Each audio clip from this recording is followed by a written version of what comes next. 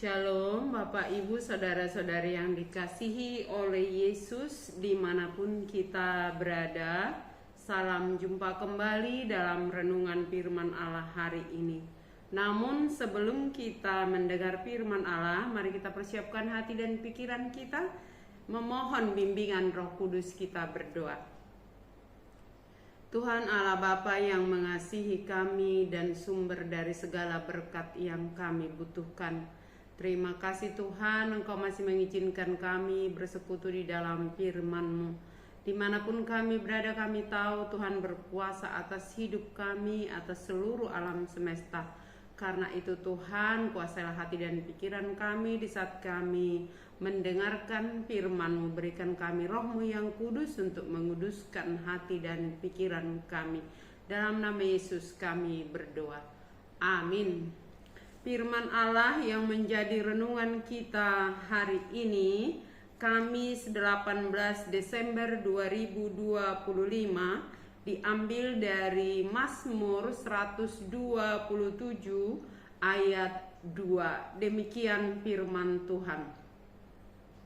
Sia-sialah kamu bangun pagi-pagi dan duduk-duduk sampai jauh malam, dan makan roti yang diperoleh dengan susah payah, sebab ia memberikannya kepada yang dicintainya pada waktu tidur. Dalam bahasa Batak disebut dangadong labamuna dipasogot hamu hehe, dipaleleng hamu muselau hudul mangaton roti hangaluton, songoni modum dilehon ibana tongon tuhasianna. Sia-sialah kamu bangun pagi-pagi dan duduk-duduk sampai jauh malam, dan makan roti yang diperoleh dengan susah payah, sebab ia memberikannya kepada yang dicintainya pada waktu tidur. Demikian firman Tuhan. Saudara-saudari yang dikasihi oleh Yesus, dalam perjalanan hidup ini ada kalanya orang kita lihat seperti bekerja keras dari subuh sampai jauh malam, berusaha secara terus-menerus dengan berbagai cara, dengan harapan akan mendapatkan berkat rezeki yang dibutuhkan agar lebih baik dan bahagia dalam hidup. Tetapi kalau kita perhatikan, tidak selalu demikian terjadi. Namun ada orang yang kelihatannya biasa-biasa saja melakukan tugasnya dari pagi hingga malam. Ada waktu seperti santai bersama dengan keluarga, berdoa di pagi hari dan bersama di malam hari, aktif dalam persekutuan doa atau pertanyaan. Ada orang yang berpikir itu sia-sia, dia membuang atau menyanyiakan waktu yang diberikan Tuhan, terlalu banyak keluar melakukan aktivitas di dalam gereja atau sebagai orang Kristen. Namun secara jujur, orang itu justru menikmati hidup yang bahagia. Lalu muncul pertanyaan, di mana kunci bahagia dibanding yang dari subuh kerja keras sampai jauh malam masih berusaha, tapi hidupnya sepertinya susah dan jauh dari kebahagiaan?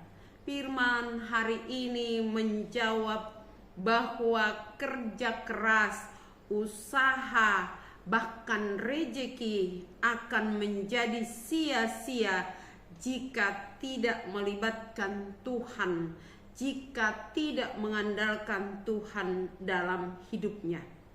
Karena Tuhan adalah sumber berkat dan kebahagiaan. Tuhan yang adalah pencipta dan pemilik dari segala sesuatu, Dia yang akan memberi rezeki dan kebahagiaan. Dikatakan dalam firman hari ini, bagi yang dicintainya. Anehnya, Tuhan memberi itu pada saat yang dicintai itu sedang tidur. Artinya Allah memberi bukan karena usaha manusia semata, sebab Allah tahu apa yang terbaik bagi orang yang dicintainya. Saudara-saudaraku, kembali muncul lagi pertanyaan, Siapa yang dimaksud orang yang dicintai oleh Tuhan? Orang yang dicintai adalah orang yang menerima kasih Allah dan mempercayai Allah mengasihinya. Sehingga apapun yang terjadi dalam hidupnya, dalam usahanya, dalam kerja kerasnya, gagal atau sukses, orang yang menerima kasih Allah itu tetap percaya bahwa Tuhan akan membantu dia, menolong dia, dan oleh karena kasih Tuhanlah maka dia bisa melakukan segala sesuatu. Sehingga orang yang dicintai, yang dimaksud adalah orang yang menyadari betul karena kasih karunia Allah lah, maka dia bisa menikmati hidup yang berbahagia.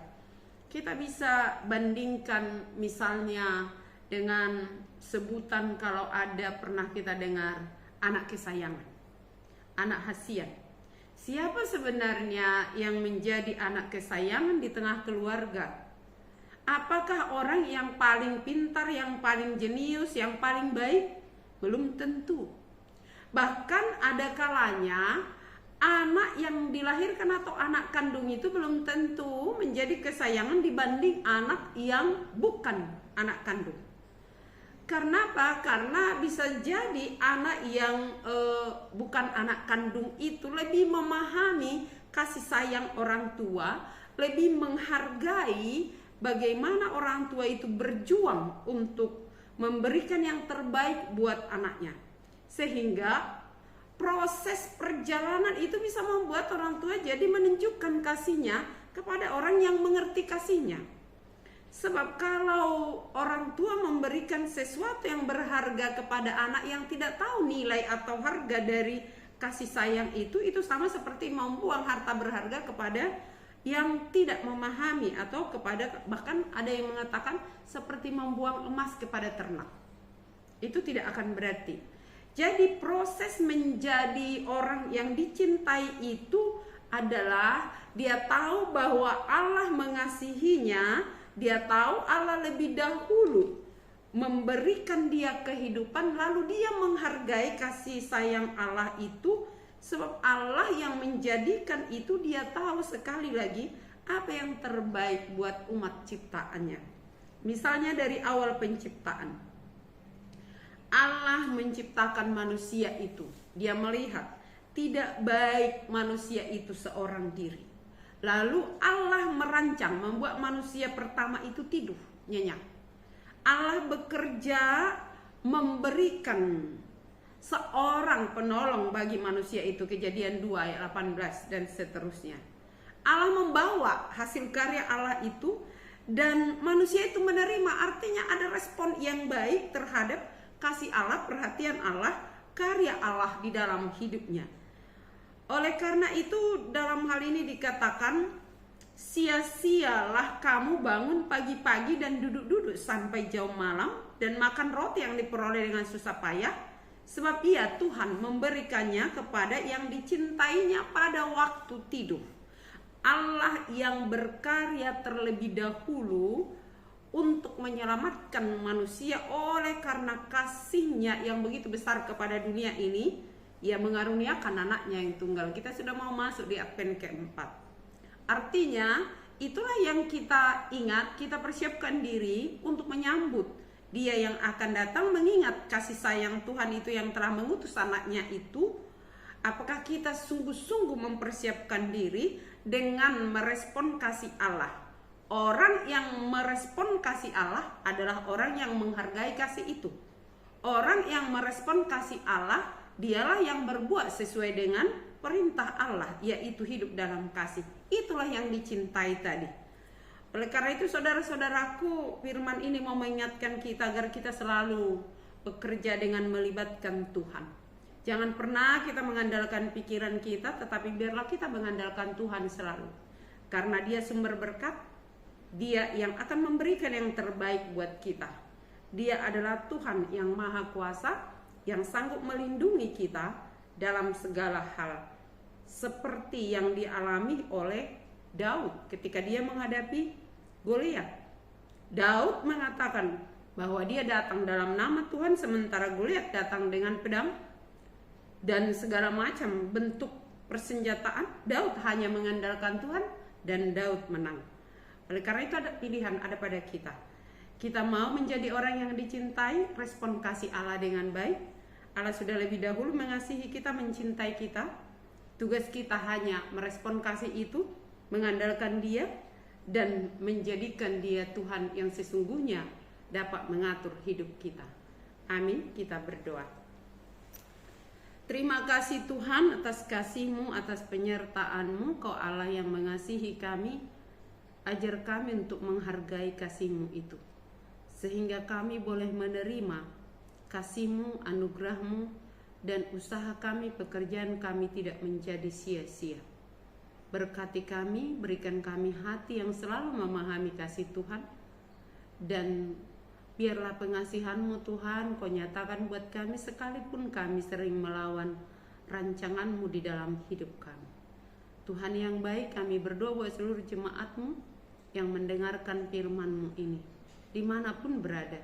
Kalau ada yang sedang sakit, terbaring di rumah sakit, Tuhan lawat, Tuhan berikanlah kesehatan. Dan kalau ada yang sedang bergumul, bahkan merasa sia-sia usahanya, Tuhan ingatkanlah agar semua melibatkan Tuhan di dalam kehidupannya, sehingga pada akhirnya tidak ada yang menjadi putus asa atau bersungut-sungut ketika yang dikerjakannya itu seperti sia-sia, tetapi justru datang dan merendahkan diri di hadapan-Mu.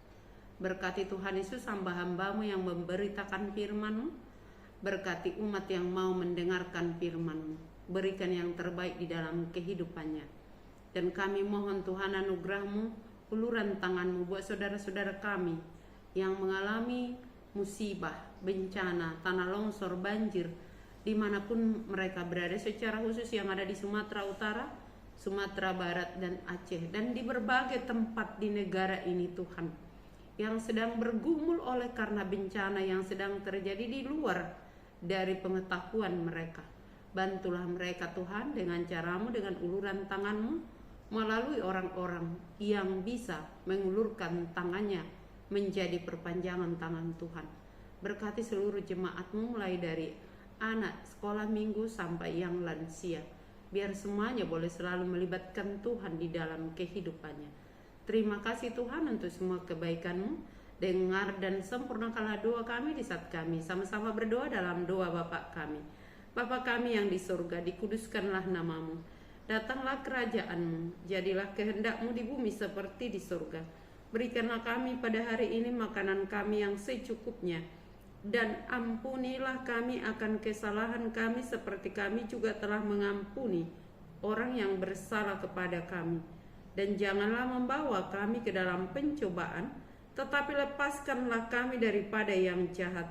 Karena Engkau punya kerajaan dan kekuasaan dan kemuliaan sampai selama-lamanya. Amin. Kasih karunia dari Tuhan Yesus Kristus dan kasih setia dari Allah Bapa serta persekutuan Roh Kudus menyertai kamu sekalian. Amin. Shalom.